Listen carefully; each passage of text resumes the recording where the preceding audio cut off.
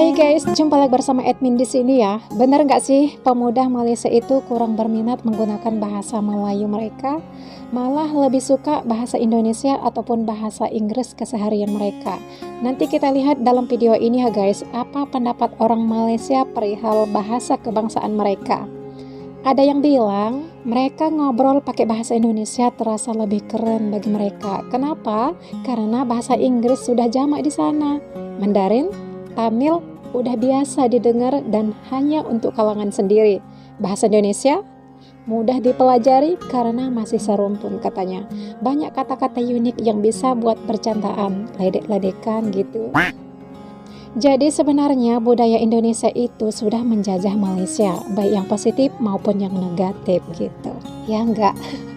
Ini sih perbedaan antara orang Malaysia dan Indonesia yang paling terlihat. Kalau di Indonesia semua masyarakatnya bisa menggunakan bahasa Indonesia. Tapi kalau di Malaysia tidak semua orang menggunakan bahasa Malaysia. Orang Melayu pasti menggunakan bahasa Melayu Malaysia gitu. Tapi untuk kaum Cina, India, dan kulit putih belum tentu pakai bahasa Melayu dalam kesehariannya.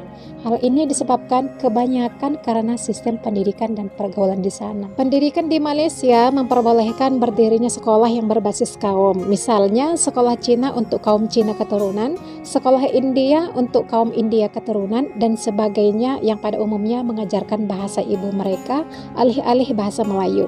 Itu sebabnya ketika mereka dewasa dan bergaul dengan orang Melayu di Malaysia, mereka jarang ada yang menguasai bahasa Melayu dengan baik. Benar gak? Selain itu, Malaysia lebih terbuka dengan pergaulan internasional. Mungkin beberapa orang berpikir bahwa lebih baik menguasai bahasa Inggris ketimbang bahasa Melayu Malaysia katanya. Mungkin ya, walaupun mereka tinggal dan besar di Malaysia. Contohnya bisa dilihat seperti orang Melayu di Singapura, yang kadang ada juga yang gak bisa berbahasa Melayu. Kalau orang Malaysia sering sebut ini dengan istilah pisang luarnya kuning, dalamnya putih katanya. You all tahu tak, ada satu isu hangat yang diperkatakan tentang sekolah Cina. Nak tahu tak? Jom tengok. Rupanya inilah isu yang hangat, iaitu any tackle for making Mandarin third language in national school so Malay Indian kids need not attend Chinese school. Dengan tajuk dia, Wu Hua Xiao Xing Shen You Zu Bi Hua Zu Duo. Maksudnya dekat sini, start tahun ini, ramai parents Malay hantar anak ke sekolah Cina.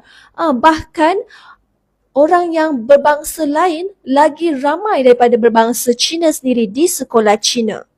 Ada pihak yang memberi solusi, ajar segera Mandarin sebagai bahasa ketiga di sekolah kebangsaan. Namun, ada sesetengah orang juga mengetengahkan bahawa sebenarnya ini bukan sebab mereka hantar anak ke sekolah Cina. Mereka ada sebab lain juga hantar anak ke sekolah Cina. Rupanya mereka kata mereka hantar anak ke sekolah Cina disebabkan dekat sana ada budaya dan disiplin yang lebih lain dari sekolah Melayu, dan juga dari segi pembelajaran juga berbeza dengan sekolah Melayu. Mereka ada solid facilities and funding in addition to quality teaching standards, dan students di SJKC juga berbeza dari segi disiplin. You all rasa betul ke kenyataan ni? Cuba you all bagi pendapat. Komen dekat bawah ni.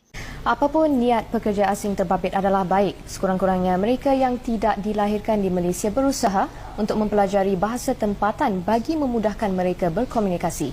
Malah mereka adalah lebih baik daripada segelintir warga Malaysia yang dilahirkan di negara ini tetapi tidak mampu menguasai bahasa kebangsaan. Ikuti temu bual pekerja warga asing yang kami temui yang mampu berbahasa Melayu. You sudah duduk Malaysia berapa lama? Saya duduk 6 tahun. Sudah 6 tahun. Dulu you kerja mana? Saya kerja Ipoh Perak. Kerja apa? Kerja itu fishball kilang lah. Fishball You kilang. belajar bahasa Melayu dari mana? Malaysia. Dari kawan-kawan sama-sama dari Nepal kan sama Melayu lah. Kawan Melayu macam. So you tengok ini bahasa Melayu, senang ke untuk belajar? Senang juga lah. Senang juga, macam 3 bulan, 4 bulan saya boleh paham. Dah boleh paham. So you ada belajar bahasa lain? Lain ada lah. Bahasa? Bahasa itu Bangla, Arabian, ada macam 4-5 tahun, ya 4-5 itu tempat me bahasa tahu lah. So you rasa bahasa Melayu lagi senang lah? Senang lah. Lain bahasa lagi senang Melayu lah. Oh, lain bahasa senang Melayu lah. Melayu lah. So you kerja 6 tahun, you berapa lama baru you boleh cakap Melayu? 3-4 bulan lah. 3-4 bulan saya boleh cakap Melayu. 3 bulan, 4 bulan boleh cakap Melayu lah.